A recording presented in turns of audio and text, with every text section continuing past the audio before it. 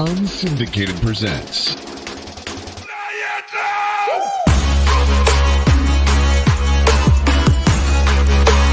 the Air with Sean Baligian.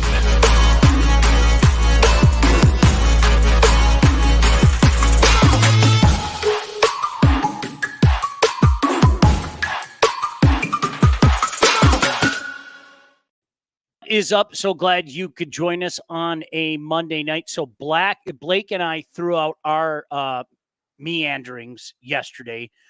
We thought we'd get a real pro, a real scout who can tell us his thoughts on the draft. I mean, you can't get enough draft coverage. That's the way it is. It really is one of the biggest events on the sports calendar now. Year after year after year, it can't be denied, so don't even try to deny it. Let me welcome him in.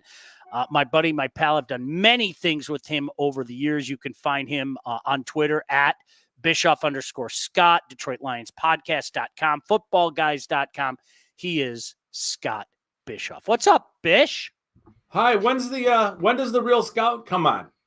See after me? Here we go. See. Yeah, it's I'll stay and listen. And here's the thing. This is why I surround myself with people like you, and of course my partner here tonight, Blake from 760 WJR, Mitch Album Show, and Sports Rap. Because you know what, you guys are a couple of guys like me. I just don't take myself seriously, man. I mean, we're sitting here. We're not sitting there trying to solve world problems. We're talking about sports. I mean, these people and their level of self-importance drive me nuts today. But I'm going to put on the happy face and be happy tonight. How you doing, buddy? I'm good. I'm happy the draft is over. Yeah. There's always a couple week period towards the end of it where it's just like, we got to all right, let's get it over with, right? 100%. Yep. Tired of talking about it. So yeah, I mean, it was a very bizarre draft, or at least the first night was really, really bizarre. I know where we're going to start, so I'm not going to start there. Okay, there's a certain pick that everybody and their brother was talking about, and I'll get your take on it. Not even talking about like that, just about like all the other stuff surrounding it. Like all this trade up stuff. And all the quarterbacks and all this stuff, Now, were you surprised? I mean, you mentioned the quarterback stuff, right? I want to take a screwdriver to that for just a second, because Shep and I were talking about this a few days ago. I remember vividly doing a draft show years ago, like 2011, where we were sitting there going, why aren't people surprised at this? I mean, quarterbacks go early. We can question who they are, and we will in just a minute. But is that what you're referring to, Scott? More the how did this guy go there type of aspect of it? Yeah, some of that. But like the first 14 players being offensive players was strange. Yeah. I thought, and again, this is all, it's the whole expectations, reality, whatever. I was expecting maybe I was expecting unrealistic things. Like I thought Dallas Turner might go a little sooner. Not that I loved him as a player or any of that stuff. I just thought that Atlanta might. Fully saw through the Chargers stuff. I thought the entire time that they would be taking a tackle. In the end, it sounded like people were trying to push J.C. Latham there, but all to me was the superior player, and it wasn't. I don't want to say it wasn't close, but he is a really, really high end tackle. It's just, one of those two. It's either him or Rashawn Slater now have to play right tackle. Yeah. So, but that's the Harbaugh kind of thing. Like we're gonna do it my way, and we're gonna run the ball, and we're gonna be big and tough and all this stuff. It was just, the 14 straight offensive players. I don't know how what I'm trying to say is the Lions seem to be the anti-Red Wings over the last 4 years. The Red Wings just have gotten violated for years in the draft lottery, right? And it seems since since Brad Holmes and Campbell have gotten here, that they have just been lucky beyond lucky in drafts. Like Penei Sewell falling to them in hindsight looks ridiculous, but it happened. And he is one of the best players in the NFL, right? And then, we'll see what happens in the future, but Aiden Hutchinson looks like Trayvon Walker might be a really good player down the road, but it's still, you got a really good player for this city, a really nice fit. This year, they got fortunate with all those offensive players getting jammed in the first, half of the round, that a player like Terrion Arnold is available to them when there's just no way he should have been. And it didn't really cost them much to go get him. It's just kind of crazy to think about, this team, as close as they were to being in the Super Bowl. And they are literally, I think, like one bounce, one first down, one stop on defense, and you're in the Super Bowl. That team just added, I think, for what they do on defense, the best defensive back that they could have added, and another one who I think will start for them either as a boundary corner, maybe even as a safety in the future, in Ennis Rakestraw. I mean, he's going to play for them. He's very talented. He's super competitive, all that stuff. This team just added those two guys. It's like, well, the hole was in their secondary, and they have really taken a shovel to what it was and turned that thing over. And it's now a strength, and it's potentially a problem. The Lions are going to lose really good players at points because they're just going to be gone. They're going to have to go somewhere else to play. It's a wonderful problem to have, huh? Indeed. Yes. All right, Blake, do you want to get it out of the way?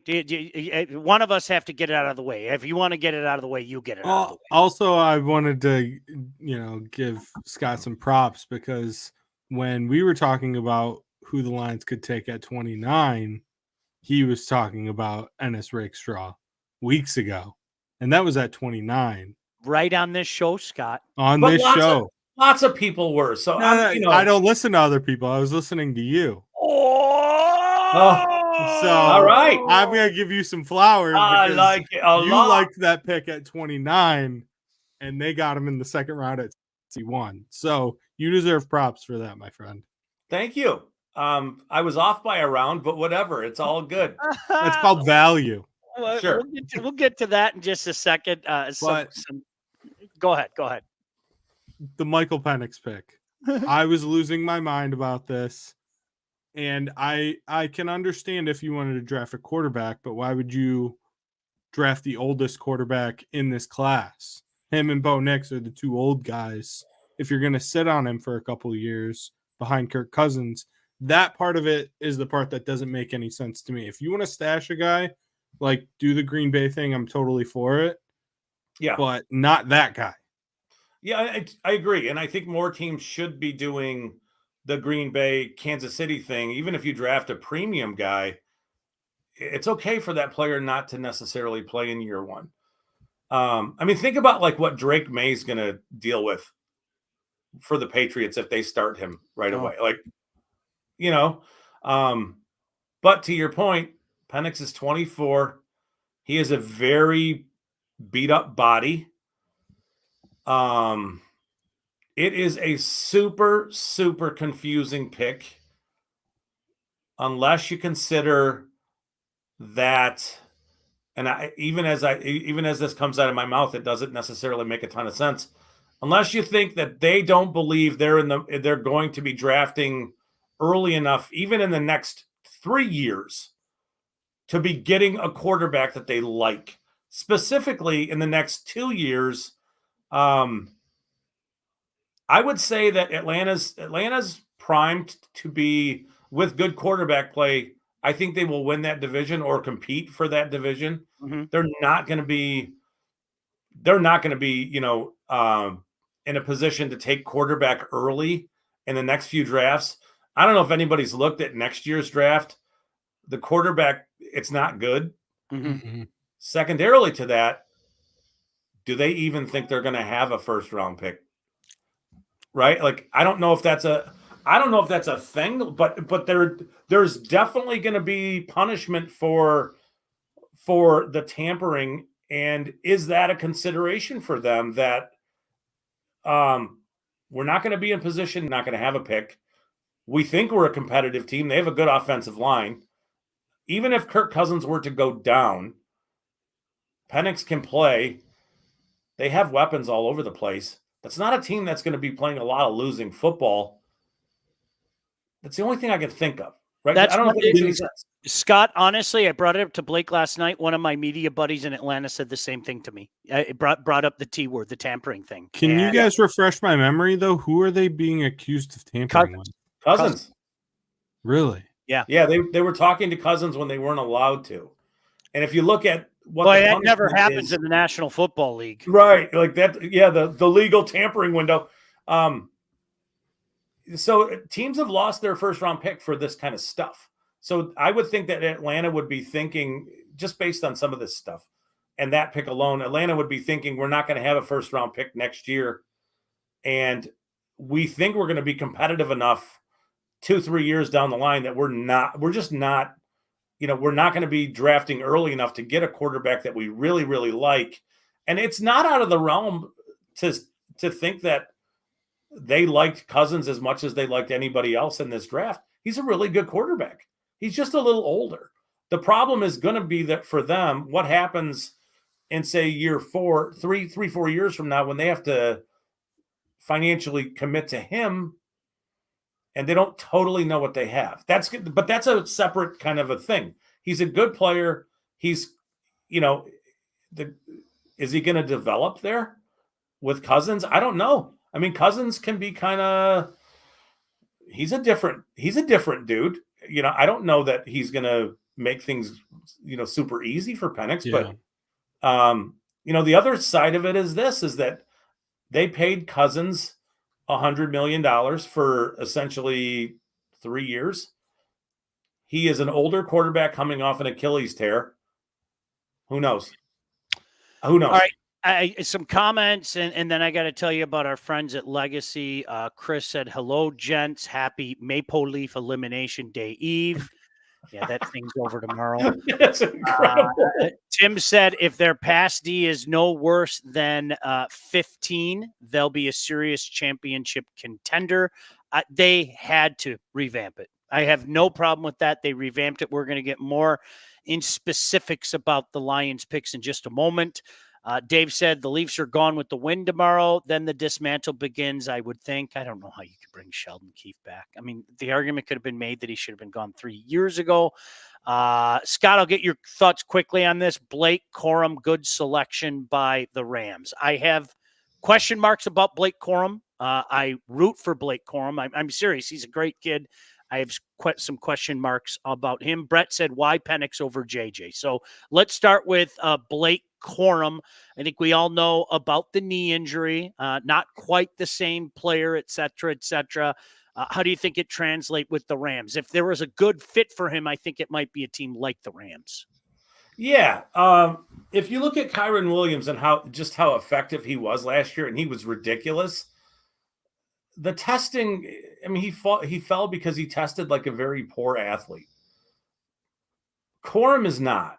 So, I mean, it's interesting. They turned into a very run-heavy team with McVay, which is super curious, right? Kyren Williams has some injury history himself, and you can never have too many of those guys. I think if you're a downhill running game where Panthers. you just want to run the ball, having two guys who are effective doing that kind of stuff makes a ton of sense, and they're redundant with one another. One of the things that Corum can do that he didn't necessarily do at Michigan is catch the ball out of the backfield.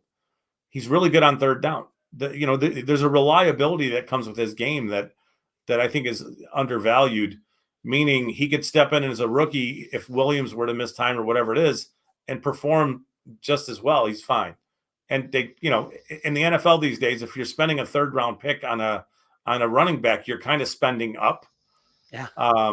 But that the premium is knowing what he can do as a shorter guy, carrying the ball and just generating first downs and running your offense. I think it's a fine pick. He's a good player. I think that if you look at Kyron Williams and you just view him as in a vacuum with, for being as good as he was last year, why are you doing anything else? He's really that good, but you need more than one. In the NFL these days, you have to have more than one. Penix over JJ. I guess, Scott, every scouting staff is different. There's no doubt about that. If they like something, you got to trust your scouting staff. You got to trust the process. But when you look at those two guys, I'm going to guess you had JJ above Penix, like pretty much the rest of the world. Yeah. But if you're telling me, I just preface that with this, that if you're telling me that we're going to do a good job of pass protection and keep Penix clean, right? Like keep him upright, clean, where he's not pressured all that much. I would trust him as much as anybody else in this class to push the ball down the field and make accurate throws down the field, maybe more than anybody in this class. Mm-hmm. So I like the idea of Atlanta saying we have Drake London, we have Kyle Pitts, we have, they're going to add to that. And we're going to challenge defenses vertically with Penix. The problem is you're doing it with Cousins first. So, as far as comparing and contrasting to JJ, I think that Penix is probably a more accurate thrower to the vertical parts of the field. He made some wow throws when he's got really nice arm talent, all that stuff. It's just, they're completely different players when things break down. So if things break down, I would trust and want a player like JJ over Penix. I'd want JJ period over Penix, but I can see a team thinking if we keep him, if we get good protection, he's going to pick defenses apart. And he did. So, Sure did. It's a matter of like, I tend to, you can see it. I'm an ice cream guy. Right. So do I want vanilla or, butter pecan or whatever it is? It's just, they're both elite ice creams. What flavor do you want? That's all.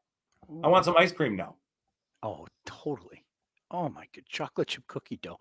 Hey, can I tell you about our friends at Legacy Partners? And some of you have already made the call. If you're watching right now, hopefully you're enjoying it. You make the call and find out what thousands of Metro Detroiters have already found out. They can help you with your home, your auto insurance, whatever the case may be, because our friends at Legacy Partners are one of Southeast Michigan's top independent insurance agents, and they provide a full-service, one-stop solution for all of your insurance needs, personal, business, large, or small.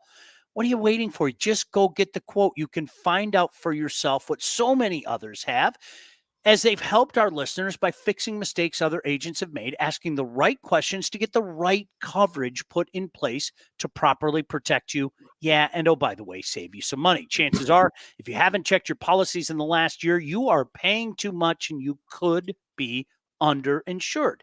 Enter Legacy Partners. Give them the chance to help you, as they've helped so many of our listeners with your home, your cars, life insurance, Medicare enrollment, business insurance needs, whatever the case may be. Get your quote. It'll help us out. Most importantly, it'll help you out. Call them today at 586-209-4106 or visit legacypartnersins.com to get started with your new quotes. Can't thank them enough. Our friends at Legacy Partners. Scott, as you mentioned, again, I think a lot of people were sitting there at that point in the draft, as you described, saying, okay, goodness gracious me, how on earth is Arnold available at this point? No brainer. And I heard people, and I get it. We're in a society today where a lot of people are almost looking for the negative in a situation when everybody's just blathering all over themselves. Well, what did it cost them? What did it cost them? I don't give two craps when you get a guy like that, an impact player, at a spot that you didn't expect him at 24, you go make that move. Absolutely. I think if you were to have polled, 100 people pre-draft, and you were to tell them at some point tonight the Lions are going to trade up for Terry and Arnold, and if it were to have if it cost you a third rounder and potentially a future early pick, I think most people would have said yes, sold. And they did it for a third rounder, right? Like, and that was the gift of all those players. They gave up pick 73 for him, correct? Yep. So that's the gift of all those players all the defensive players getting squeezed out of the top 14 was a player like Arnold was available. And doing the whole run up to the draft, you look at players like that and you're intrigued with all that stuff, but there's in the back of your mind, you're like, yeah, he's never going to be available. Just never, he's just not going to be available. Yeah. So yeah, he'd be great in Detroit. He's a perfect fit in Detroit. The way he plays, as tight as he likes to be in coverage, it's super cool to watch. Like, hey, I'm going to tuck myself up underneath your jersey and just carry me with you when you run your routes. He's like a blanket. He really is. He is not overly fast. Like, he ran 4.5, so he's fast. Like, but he's not like, 4.35 speed guy. Like Quinion Mitchell ran 4.33. He's more of a zone type corner than Arnold is. Arnold's plenty fast enough. He's very quick. He's loose hipped and all that stuff. He can move laterally. He can do all those things. He's very competitive and very instinctive in all those things. It's just, if there's a knock, it's that he's not going to recover against super fast guys. No, I'm having East Tabor flashbacks. But like, he's fine, right? So it's not like he's slow, but if there is outside of that, I mean, he'll tackle, he'll do, it's amazing that the Lions ended up with that guy. So now if you just look at their secondary, their defensive backs from the championship game, and you think about who's here, it's like, okay, you have Carlton Davis, and I know you gave up a third for him. Good player, but he's not signed for a long time. And Amick Robertson, short, but a good player and can play, has some inside outside versatility. Good player, competitive, fiery, all that stuff. Not signed for a real long time here either, right? So it's not like you could make those two moves. This is the difference. In the past, a general manager would have just said, all right, we addressed the secondary and we're moving on. We're going to address something else. And Holmes's dedication to hitting that room is going to pay off both now and in the long term. So I believe him when he's talking about building this thing for not just now, but for the long term. Those two moves are that, right? Like, 3-4 years from now, both those guys should be playing and starting for the Lions. And you would hope playing at a high level enough to keep them in a winning window. It's just that, what do they offer in year one? Maybe Rakestraw doesn't start in year one, but I think Arnold does. But, the idea of having Rakestraw as a backup in year one and just all the depth that's there that they just have not had before. You know what I mean? Like, this team is, when you look at this team, man, again, they were a few plays, 1 or 2 plays away from being in the Super Bowl. They got better, they got better on the draft's first 2 days. They did. Blake, go ahead. And Corey and David have a couple comments I'll get to, but Blake, you go ahead before we get to that. No, I was just going to ask, what other teams do you think had picks, especially early, that have really good fits? Because there's one that comes to mind for me, but I would love to know, like, what other teams their pick was just like a perfect fit, like Arnold seems like he was for the Lions. I thought the Steelers had an incredible draft. Troy Fatanu fits them perfectly. He's gonna play at a high level wherever they decide they want to play him. But they also added Zach Frazier, who's going to play at a very high level as a center for them. And then they added Mason McCormick, I think in round 4, who was a player I would have been, if I was in the Lions draft room, I would have been pounding the table for that dude, pretty early in day 3. I love what the Steelers did. I think that as far as fits go, I like Quinyon Mitchell in Philly. I think Cooper DeJean in Philly is fine too, but I think they're telling you exactly what we were talking about, is that he may have to play a little bit of safety too. But yeah, I think like Brian Thomas is a really nice fit where he ended up in Jacksonville. He'll be a nice player with Trevor Lawrence. Thinking about Brian Thomas, 6'3", 210, 209, whatever it was. And I think if he runs at the LSU Pro Day, he's in the 4.2s. And just like, good luck covering that. Just nuts, right? Yeah, he's a freak. Yeah. So, there were some nice fits. I think Marvin Harrison is a nice fit for Kyler Murray. He's a really good football player. He got run down a little bit in the process because he didn't participate exactly how people in the NFL wanted him to. Caleb Williams did a little bit of that himself, but there were some good fits. I think that, we talked about Joe Alt earlier. I don't love the idea of Caleb Williams and Rome Odunze in Chicago. I don't love that idea as a Lions fan. Don't love it. Okay. The Lions, I was going to say, you just don't like them together. No, I don't like the Bears offense right now with DJ Moore and Odunze and Keenan Allen and Colt Kmet and Caleb Williams. I'm not a fan of it. No, that team is. I'm a little afraid of it. I'm gonna be that honest. offense is filthy. Well, you know what? Let the rookie quarterback make his mistakes. I'll be terrified next year. How's that? Sure. Corey said, are they expecting Mosley to be healthy by camp? If so, how deep is the DB room? It seems that these two fit Glenn's schemes better than the others. And Scott, what do you put into the RAS scores that have been discussed and as a draft analytic? You and I have discussed RAS for a few years, Scott, and there are a few stories with that we'll keep between ourselves. But go ahead and answer Corey's quandaries. So I would say I don't even know if this is a reach, but I would think that just paying attention in particular to what Aaron Glenn likes his defensive backs to do, I would guess that Terrion Arnold and Ennis Rakestraw were 1 and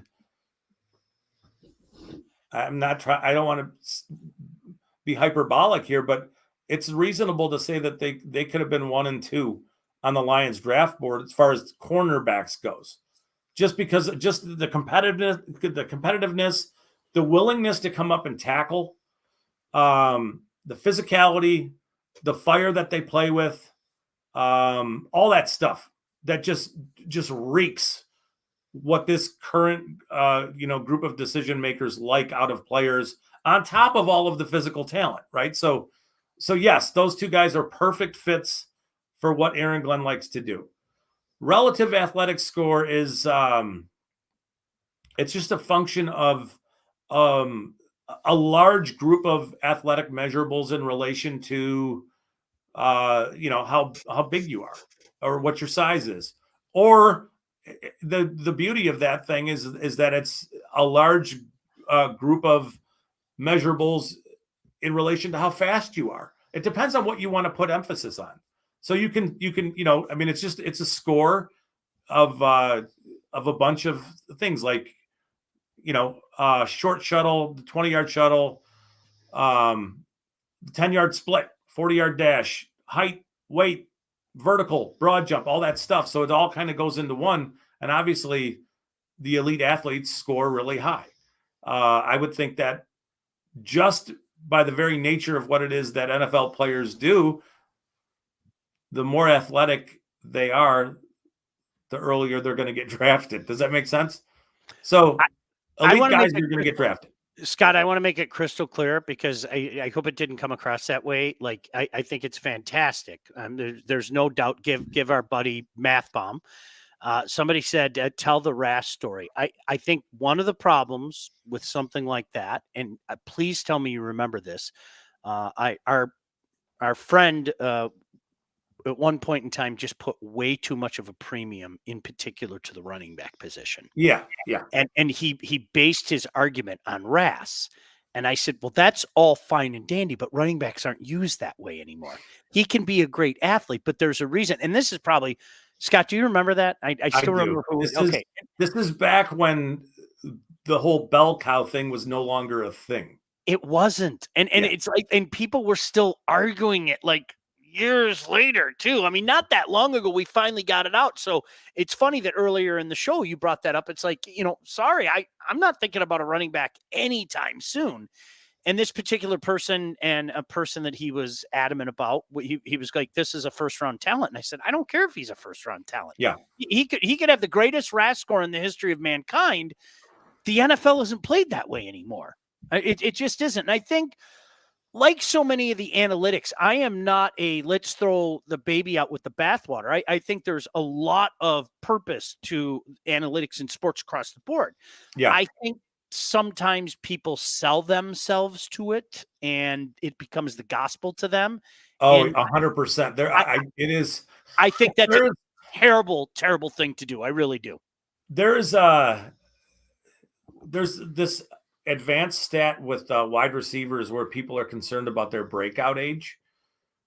And it's like, you've never, like, for some people, you have never seen this player play before, ever, have you? You're talking about looking at their breakout age and getting whether or not they got, like, I think it's like 30% of the share of a passing offense at the age of 18 or 19, and how that correlates into future success. And I get that it does. But, if that's all we're doing, we're just kind of putting numbers into a spreadsheet and spitting out, this is who you should take.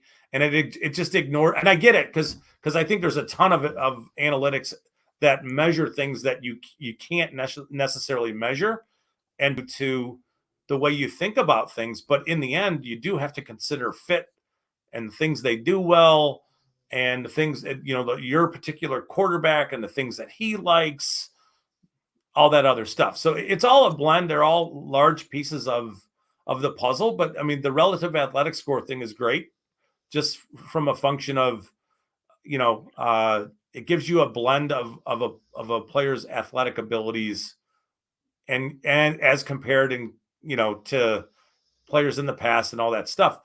But we do have to understand that times change, things change. I think that we're going to see teams get a little heavier and maybe run more than they have in the last 10 years or so, because a lot of defenses have gone nickel and dime and have gotten smaller.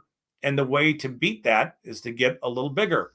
So we'll see. It's interesting though, because that whole conversation was had last year about the Lions draft class. That was the entire argument. 100%. Right. But it's like right now, I am very happy they took Jahmyr Gibbs. Yeah. Right. Like, so some of it, we got to let it play out. Blake, very quickly, if I may, and this is where, me, I mean, I can use any excuse to get back to hockey. I can't tell you, I'll be point blank with you. I think a lot of times it's guys who really want to be the smartest guy in the room. And the problem when you want to be the smartest guy in the room is the smartest guy in the room knows that he doesn't know everything. That's to me, that's the smartest guy in the room. Yeah. The guys that pretend to be the smartest guy in the room are the guys that say, nope, this is my system, and this is foolproof, and this is the gospel. And I think you're fooling yourself. Remember Corsi. Corsi was big and still used. And people are, their Corsi score is terrible. Well, the Boston Bruins had, I think they were 30th in the league in Corsi score. They also had a guy named Tim Thomas, and they took him all the way to the Stanley Cup. Sure. And when the Habs had those really good teams, they always had a poor Corsi score. There was a guy named Carey Price who for a couple of years was no doubt about it, the best goaltender in the National Hockey League. And I think when people tie themselves so hard to those types of things, they do exactly what we were talking about last night, Blake. It's like everybody's so black or white now. Well, sometimes things are gray. And there are exceptions to rules. And oftentimes there are, quite a few exceptions to the rules. So I think when you live by a hard and fast rule, you're fooling yourself. Just one. It's always gray. And if anything that you learn, Florida scored again. looking at NFL stuff for you, even the Penix pick is going to surprise people for how it may work out. Even like people were crushing CJ Stroud, just before the draft a year ago because they were calling him dumb because of that cognition test. Like, well, he is 0-2 againds Michigan. There's a lot of people that are 0-2 against Michigan. Oh yeah, I just wanted to remind people though. It's all good. If that's kind of the thing though, is that staying away from like the super black and white stuff. Like, all right, Caleb Williams is going to be an All-Pro and he'll win multiple Super Bowls, and and Bo Nix is going to suck because he was the sixth of these. He was the sixth of these 6 quarterbacks drafted. It's like, no, we don't know that, right? So, yeah. All right. Let me get a couple. Tim here. Tim, I think you stumbled upon a point. He said, "I can't help but feel if the lines continue to rise, teams might place more emphasis on the run game." Tim, it might come back the other way. I mean, honestly, people might look at that, but you have to remember, this isn't a guy that's going to come in and rush the ball 300 times. Do you really want to go up there and get that guy that's going to rush it 300 times? Or do you want to, as Scott brought up earlier in the show, say, all right, there's this guy sitting there in the second or third round. We'll give him 150. We'll give this guy that we can pick up on waiver, free agency, whatever the case may be. We'll give him 150. So yeah, I mean, it goes both ways. Hold on a second. The Lions they very well may have drafted a safety out of Utah who may be their number 3 running back instead of playing safety. It's possible because he's that good as a running back. Yeah. Right. So you can find those guys, he's going to be in a battle with Craig Reynolds, but still it's you need those guys. You just do. David Montgomery's going to get dinged up. Jahmyr Gibbs is going to get hurt. They're going to miss time. You need players that can keep your offense going. It's much more efficient and effective to do it with multiple players instead of trying to find one. All right, what do you got, Blake? What do you agree with me that what the Chiefs did isn't fair? Xavier Worthy with Patrick Mahomes is not fair. No, but it's strange. I don't know how much we talked about Quinn Ewers on this particular show. I don't know if Quinn Ewers just kind of stinks and maybe is not all that effective throwing deep down the field or what it is. But like Xavier Worthy, he ran 4.21, set a record. He averaged 13.5 yards per catch last year. It's weird. Like those, you would expect a guy who runs like that to be incredibly effective with the ball in his hands and have much more than 13.5 yards a catch. However, we know Andy Reid is an offensive guru. He really is. And I would imagine they will scheme and game plan things for Worthy, and what maybe that's short yardage throwing. But yeah, the AFC is it's a monster. They clearly got more dynamic on offense as if they needed to get more dynamic on offense. It's unfair, but don't allow them to do it, right? Yeah. If you're the Bills. So, yeah. But it's I mean, they're one of the places where I think Worthy could go and work. I mean, they have an interesting offense. Kelsey re-signed today for 2 more years. I don't know what's happening with Rashee Rice and some of the off-field stuff, but yeah, I mean, it's like, that it seems on paper, it seems unfair that they just added a player that fast. I mean, that's Tyreek Hill kind of speed. And we already saw what a player like Tyreek Hill could do in that offense. So, yeah, it's unfair. It's sure. So fast. Scott, I got to ask you about Giovanni Manu, and already he has come out and said today, I'm sure you saw it, but for the benefit of people out there, that the Lions have told him they view him as a right guard, which immediately to me made me say, okay, they need maybe even a couple tackles. But your thoughts on that pick and again, just my perception, I think they might need a couple tackles now. Yeah, I mean, so Decker's getting older. He's in this effectively the last year of his contract, and he's got a void year after this year. So they're gonna extend him. And my guess is it would be like a 3-year kind of, who knows? But they're gonna do that. I'm curious about the Manu thing because I wonder.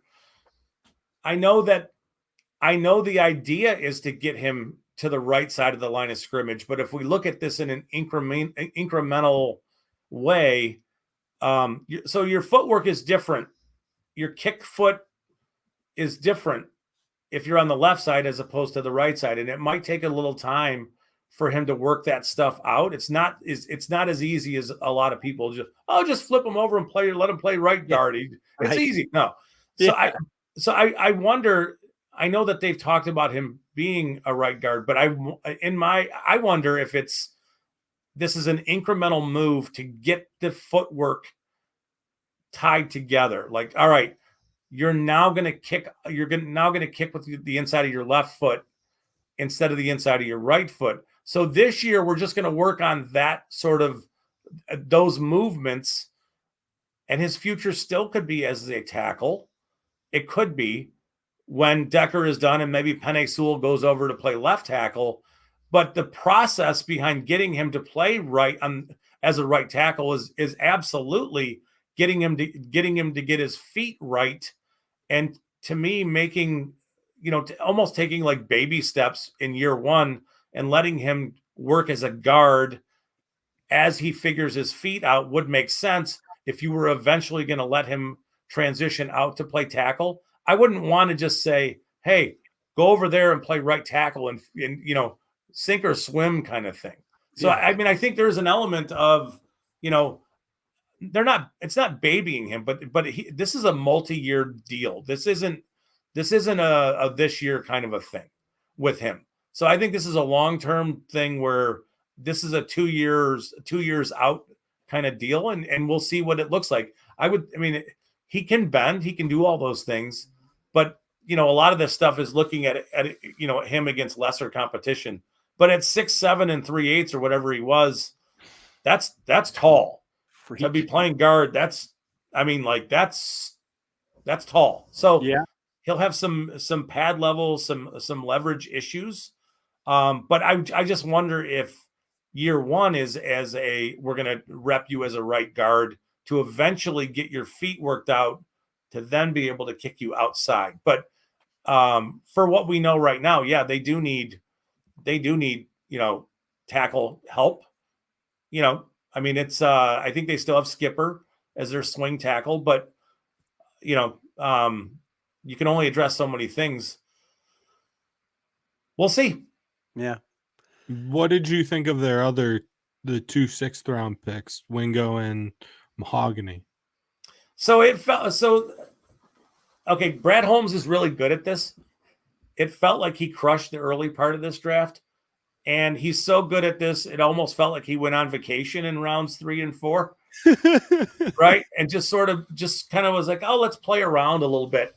And then in round 6, he got back to business, because in round 6 they crushed round 6. Yeah. Mekhi Wingo is a really, really good football player. He's got inside-out versatility. He can play on the edge at times. He's very quick.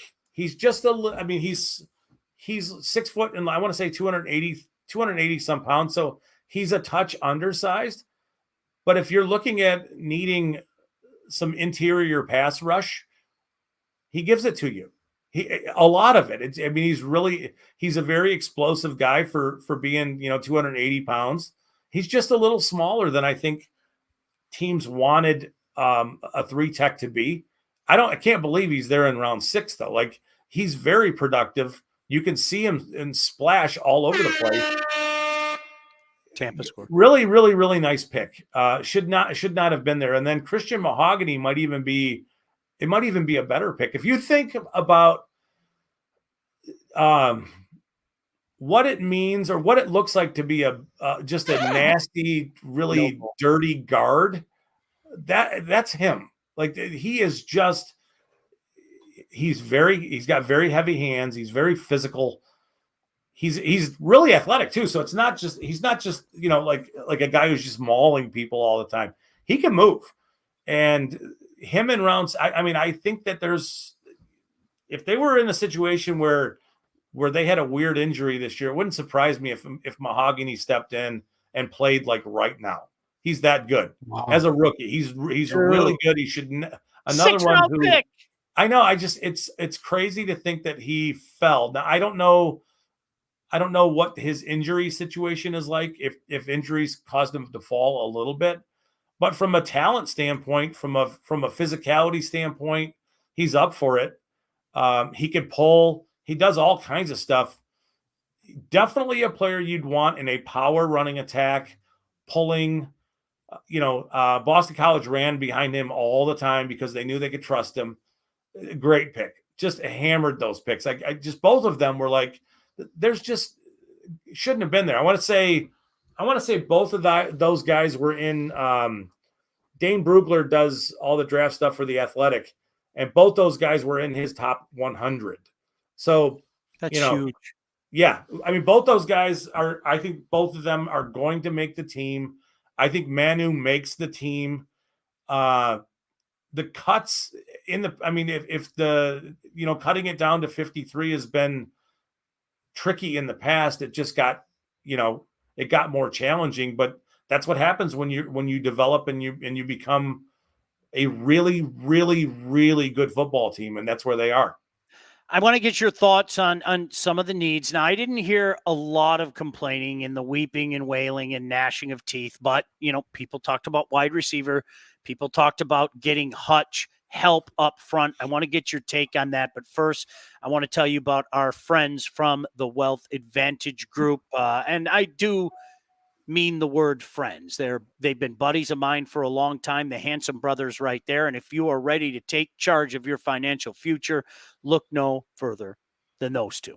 Well, the whole Wealth Advantage Group, located in a historic downtown Northville, owned by two brothers with over 20 years of industry experience. They understand that your financial goals are as unique as you are. That's why they offer personalized expert guidance to help you navigate the complexities of financial planning. Listen, give these guys a call. Tell them that we sent you.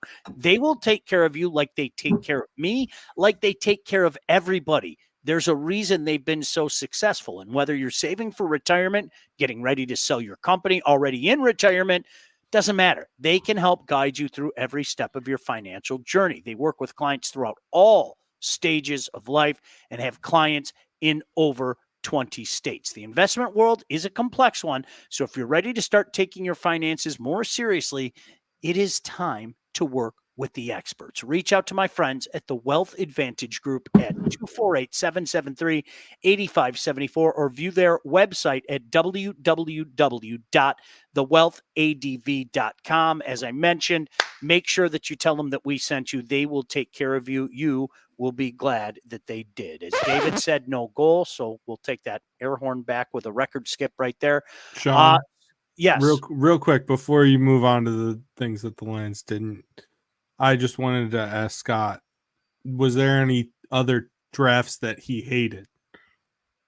Because we got the good. I want to know Scott the is other so bad. full of love. I don't know if he's capable of hate. I don't. We just talked a little bit ago about everything being gray. We're not going to talk about hating drafts because in 2 or 3 years, this little stuff we got going on is going to be on the internet somewhere talking about how we hated this draft and they're going to be full of Pro Bowlers. I want Scott in a promo for the Raiders just bashing the Brock Bowers pick, and he's like the best tight end ever. That's what I want. Brett said, did Amon Ra getting top wide receiver money overplay things for the future when they have more free agents? Start there, and then give me your thoughts on the wide receiver room now as a whole as we sit here, on April 29th? I mean, to me, it feels like an underpay, right? So you've got him for his 4th year. You have him for 4 more years. So I mean, it's 5 years. I want to say, I don't know exactly what it's like 5 years and whatever it is. He deserves every penny he got. He is kind of the straw that stirs it all.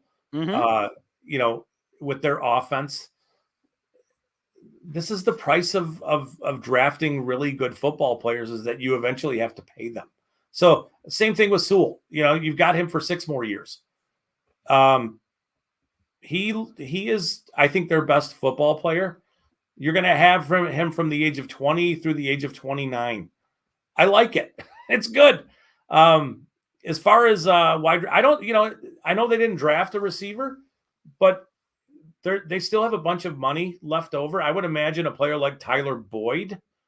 I don't know exactly what's left in the free agent market, but I would think the Lions would be players in both the wide receiver market and as at the edge. Mm-hmm. Sign an edge defender to a 1 or 2 year. The Lions like these guys to sort of prove it kind of deals. I could see somebody, and I think that's what the safety market was doing all along as well. And I could see the Lions kind of playing around there too. Waiting for the draft. Like, why, if I'm a veteran safety or a veteran receiver, I don't want to sign somewhere for 1 year to then have them draft somebody who's going to then push me out of a starting position. So let's just wait. Yeah. So we're going to see some stuff shake loose. I think I would expect the Lions to sign a receiver, perhaps be involved in the safety market, and then get a little bit of edge help. It's kind of what I expect. So, what the names are, I don't really know. But yeah, I mean, there's help out there for sure. Blake, are you finally a Lion fan? Yes, you are. Don't shake your head. No, don't you do that. I will call Uncle Lomas right now and he will scold you. You're in. Whether you like it or no, you are in. Well, you know what? You're not coming over to my house for a barbecue then. Only the Lions fans are invited. You gave him every opportunity. He refused. I don't like your food anyways. Oh, boy. Corey said, in the words of Teddy KGB, pay the man his money. It was millions. Couldn't agree more. Can I just say, I really like this team and I like this roster, and I've grown up not a Lions fan, so it's hard for me to just be like, whoa, now I'm Darren a fan. Can come over. Tell Darren he can come over. And I bet you he'll sit back and he'll go, this is unbelievable corned beef. I bet you he'll say something like that. Tim, you are an educated man. I've screamed this for years and years and years. Scott, I know you've joined me as well. There are going to be cap casualties. Just can't remember when. It is, Scott, every year it happens where like after the first round, somebody has a meltdown. It's I don't know, maybe they want views on their posts or whatever the hell may be. And it's like, dude, there's a round 2 and 3 tomorrow. And then there's a round 4, 5, 6, and 7. And then you can go out and sign undrafted guys. And then you can wait and get guys off the scrap heap. And somebody else's garbage can be a darn good fit for you. I'm not saying star. It's fascinating to me how people forget that there are many, many different ways between now and the start of the season, how they can upgrade those particular areas. And they will. Yep. They will. I know we only have a couple minutes and I can't thank you enough. And I hope that you will come to a barbecue and maybe like we can talk about the Jets going Jets. I know it hurts your heart, but we'll save that for another day. Listen, they are, though. They are. I know they are, but would Cale Makar just stop for a minute? He's just insane. knock it off. That goalie, I said this to Sean last night. That goal, I watched it like 20 times through. It's incredible. He and I'll tell you what, I thought they were on the ropes. I really did. I didn't like the way they played like the last month of the season. And Blake, you can get my back here. I said it like a month ago. I was like, there's something off in Colorado, and they're playing so poor. And after that terrible first period in game 3, they look like a totally different team now. I mean, really, the last 2 periods in this last game, it's like, where the hell did this come from? And they just keep coming. Like, it's like, okay, who is, I mean, I know who they are because I'm a hockey guy, but like, is all right, knock it off. You're like a third line player and you got 34 goals in 4 minutes, but like, yeah, yeah, it's a bummer, but what are you going to do? Yeah. 2-1 last I heard. I've enjoyed, by the way, and if you didn't know this about Scott is a big hockey fan. I've enjoyed this Vegas Dallas Star series. I'm telling you, there's still nothing like watching a goaltender put a spell on a team. The goaltending that I saw in game 3, and I know they eventually lost in overtime, but it was awesome. I mean, and it was, Blake, I don't know how much of it you saw, like stoning guys on breakaways. Like Tyler Seguin had 2 breakaways in the span of about 2 shifts. And he's just stoning guys left and right. I love seeing that stuff. Absolutely love seeing that stuff. Scott, what do you got going on before we get out of here? What do you got coming on the docket? This is the opportunity to pimp everything that you're involved in, my friend. Nothing. Just kidding. No, I'll be doing some podcast stuff, some YouTube stuff for Detroit Lions podcast. Good. And I'll be good hopefully catch back with you guys. And you come on anytime. Yeah. It's good. We're good. It's again, there's a lot of snap reacting and all that stuff to where we are right now with the draft and all this stuff that's going on. But we been doing this for long enough that you just know that that kind of stuff is always that's bad process because it's gonna come back to bite you in the ass. Yeah. So just kind of I love where the Lions are. I think they've done just a magical job in 4 years of taking that team, as bad as they were 4 years ago. It's incredible to putting them in a situation where, like, my kids are 16 and 18 and they're going to watch the Lions be competitive for a long time. Oh. It's awesome. It's just incredible to think about it. So, well, you have to come in for one of the greatest things of all time, the schedule game. I love the schedule game. You always have. It is such a useless waste of time, and I love it. I openly admit it. It is the dumbest exercise I do all year, even more dumb than the first mock draft that you look at in like early January. And that's pretty dumb. And that is incredibly dumb. Yeah. I didn't do that this year. We should have saved one of those mock drafts and mocked it and seen how far off it was. Hey, listen, before we get out of here, though, let me tell you about our friend Lindsay Broadwell. Listen, if you are in the process of selling your house, you're looking for a house, maybe both, you need to contact the right agent. And there she is. It's Lindsay Broadwell. Your house is probably the biggest investment you'll ever make, and that's why you need to go with a pro. Lindsay grew up on the main streets of Northville and has expanded her team all over Southeast Michigan. She's an expert in all facets of the business. And when it's time, our friend Lindsay and her team will make sure you get the most out of your house and that everything goes smoothly when finding your new home. Buyer, seller, first-time buyer, doesn't matter. Make sure you contact Lindsay at BroadwellHomes.com. She will help you with everything from start to close. Licensed realtor at Real Broker LLC. Start your search today at BroadwellHomes.com. Scott, always a pleasure. Let's do it again soon. David, Thank you very much. Good show as always. Corey said, please don't go killer and say 8-8. Wait, can't do that anymore. Thank God. I used to love killer. 8-8. It just you could set your watch to it. Let's do it again soon, Scott. Blake, thank you. Todd, thank you. Most importantly, thank you for joining us.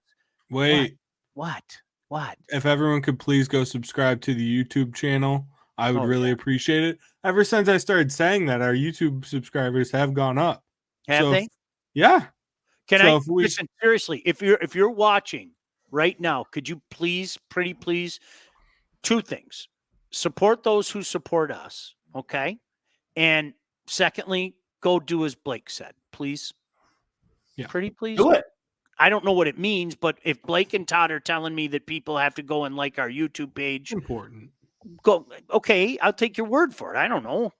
Stay in my lane. You know what I mean? So that's exactly And it. the link is in the chat. Yeah, Cornstalker, you can never come in again if you want. He said, I miss KMZ. Killer was the best. KMZ was awful, and it took years off of my life. All right? All right, we'll see you guys. Take care. Bye-bye. God bless you.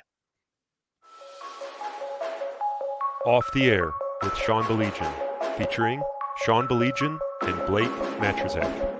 Produced by Todd Losey and Blake Majchrzak. Executive produced by Sean Baligian and Todd Losey.